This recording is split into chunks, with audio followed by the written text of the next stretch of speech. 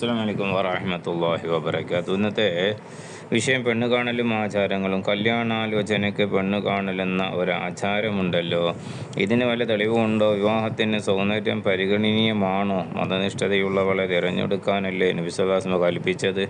കണ്ടാൽ മതനിഷ്ഠ അറിയാമോ? കാണാനുള്ള നിബന്ധന എന്തൊക്കെ? സ്ത്രീകൾ എന്തിന് കാണുന്നു? ഇതിനൊക്കെ മറുപടിയാ. വിവാഹത്തിന് തീരുമാനിച്ച ആണും പെണ്ണും കല്യാണാലോചനയ്ക്ക് മുമ്പ് പരസ്പരം കാണൽ സുന്നത്താണ്, അവളുടെ സമ്മതമില്ലെങ്കിലും എന്ന് തുഫയാം വാള്യം 190, മോഹിനി 1 വാള്യം 165. ഇതിന് നബി സല്ലല്ലാഹു അലൈഹി വസല്ലം പ്രോത്സാഹനം നൽകിയിട്ടുണ്ട്. ഒരാൾ വിവാഹാലോചന നടത്തുമ്പോൾ അയാളോട് നബി സല്ലല്ലാഹു അലൈഹി വസല്ലം പറഞ്ഞു, നീ അവളെ കാണുക, അത് നിങ്ങൾക്ക് രണ്ടാൾക്കുമിടയിൽ സ്നേഹം നിലനിൽക്കാൻ ഏറ്റവും നല്ലതാണ് എന്ന് തുർമുദി, നസായി, ഇബ്നു ഹിബ്ബാൻ, ഫത്ഹുൽ ബാരിയിൽ 9 വാള്യം 181. അബൂ ഹുറൈറ റളിയല്ലാഹു നിവേദനം ചെയ്ത നബി സല്ലല്ലാഹു അലൈഹി വസല്ലമയോട് ഒരാൾ വന്ന് പറഞ്ഞു, ഞാൻ ഒരു അൻസാരി സ്ത്രീയെ വിവാഹം കഴിക്കാൻ ഉദ്ദേശിച്ചിരിക്കുന്നു.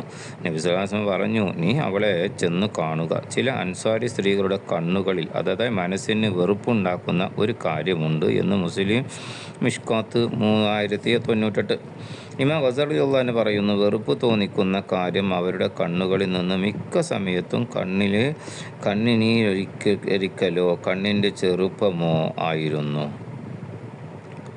ഇമാം അഹ്മദ് റളിയല്ലാഹു അൻഹു പറഞ്ഞു, തുടക്കത്തിൽ സ്ത്രീയെ കാണാതെയുള്ള ഏതൊരു വിവാഹവും ദുഃഖത്തിലാണ് ചെന്നു ചേരുക എന്ന് യഹ്യ എന്ന വാള്യത്തിൽ 6 വാള്യം 119 ഇതിൽ നിന്നും കാണൽ ഇസ്ലാമിക ചര്യയാണെന്നും വ്യക്തമാണല്ലോ. സൗന്ദര്യമുണ്ടോ എന്നാണ് ഇതുകൊണ്ട് ഉദ്ദേശിക്കുന്നത്. സൗന്ദര്യം പരിഗണീയമാണ്. തന്നിലേക്ക് നോക്കുന്ന ഭർത്താവിനെ മനം കുളിപ്പിക്കുന്നവളാണ് സ്ത്രീകളുടെ ഉത്തമയെന്ന് നബി സല്ലല്ലാഹു അലൈഹി വസല്ലം പറഞ്ഞതിൻ്റെ അടിസ്ഥാനത്തിൽ സൗന്ദര്യവതിയാണ് വിരൂപിയേക്കാൾ ഉത്തമമെന്ന് വ്യക്തം. ഫത്ഹുൽ മുഈനിൽ 344. ഇമാം ഗസാലി റളിയല്ലാഹു അൻഹു പറയുന്നു, മണവാട്ടി സൗന്ദര്യവതിയായിരിക്കൽ അത്യാവശ്യമാണ്. കാരണം അതുണ്ടെങ്കിൽ മാത്രമേ ഭർത്താവിന് ചാരിത്ര ശുദ്ധിയും മനസ്സിന് സംതൃപ്തിയും ലഭിക്കുകയുള്ളൂ. ഭംഗിയില്ലാത്തവളെ മിക്ക ജനങ്ങളും ഇഷ്ടപ്പെടുകയില്ല. സൽസ്വഭാവവും സൗന്ദര്യവും സാധാരണയിൽ വിട്ടുപിരിയാത്ത വിശേഷങ്ങളാണ്. മതഭക്തയെ വിവാഹം കഴിക്കാൻ പ്രേരിപ്പിച്ചതും അവരുടെ സൗന്ദര്യത്തിന് പ്രാധാന്യം നൽകിയുള്ള വിവാഹം നിരുത്സാഹപ്പെടുത്തുകയും സൗന്ദര്യത്തെ അവഗണിക്കാൻ വേണ്ടിയല്ല.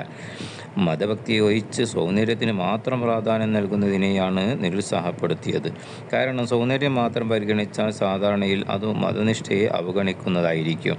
ഈ ഇണക്കവും സ്നേഹവും സൗന്ദര്യത്തെ ആശ്രയിക്കുന്നതിൽ നിന്നുത്ഭവിക്കുന്നു. ഇണക്കമുണ്ടാകുന്ന വാകര്യത്തിലേക്ക് മതനിയമം മനുഷ്യന് അനുകൂലമാണ്. അതുകൊണ്ടാണ് വിവാഹത്തിന് മുമ്പ് സ്ത്രീയെ കാണൽ സുന്നത്താക്കിയത് എന്ന് യഹ്യ ഇത്ഹാഫ് 6 വാള്യം 118, മിർഖാത്ത് 3 വാള്യം 41. ഇൻഷാ കാര്യങ്ങൾ മനസ്സിലാക്കി ചെയ്യാൻ അള്ളാഹു തൗഫീഖ് നൽകി അനുഗ്രഹിക്കട്ടെ. ആമീൻ. അസ്സലാമു അലൈക്കും വറഹ്മത്തുള്ളാഹി വബറകാതുഹു.